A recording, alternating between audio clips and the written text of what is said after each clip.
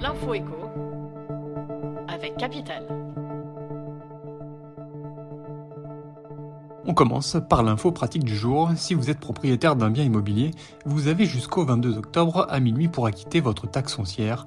Le prélèvement bancaire sera effectif sur votre compte le 27 octobre, prévient Bercy. Pour régler en ligne votre taxe locale, rendez-vous dans votre espace particulier sur Impôts.gouv. Si vous n'avez pas d'ordinateur, pas de panique.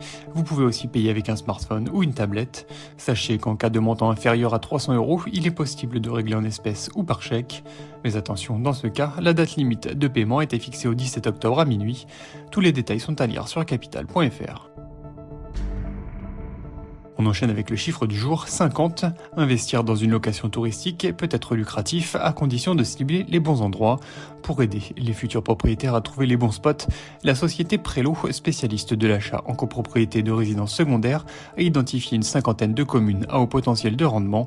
Plusieurs critères ont été pris en compte, notamment d'être situé à moins de 2 heures des principales grandes villes de France. Ainsi, parmi les communes les plus rentables identifiées par Prélo, on trouve par exemple Narbonne, où les bailleurs peuvent espérer des rentabilités brute dépassant 14%. Retrouvez ces 50 villes sur notre site. On poursuit avec la mauvaise nouvelle du jour. Selon notre chroniqueur Marc Toiti, les indicateurs macroéconomiques européens laissent craindre le pire pour les prochains mois. En France, l'inflation devrait dépasser les 10% malgré les mesures prises par le gouvernement. Pour notre chroniqueur, les prix à la consommation battront encore des records jusqu'au printemps 2023 avant de repartir à la baisse. Pour ne rien arranger, notre pays est devenu le pays de la zone euro où la récession industrielle est la plus forte. Cette récession sera particulièrement grave et atteindra des proportions inédites dans l'ensemble de la zone euro. Quant aux dettes publiques, elles continueront de flamber.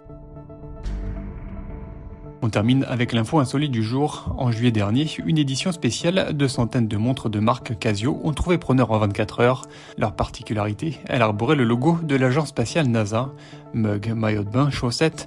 Depuis quelques années, l'étendard NASA s'étale sur tout un tas de produits dérivés. Des babioles vendues quelques dollars, mais aussi des articles à plusieurs milliers d'euros, le créneau attirant les grandes marques de luxe comme Balenciaga ou discounters purs tels Primark. Chaque année, environ 50 millions de produits siglés sont écoulés. Découvrez ce business insolite sur capital.fr. C'était l'info éco avec Capital.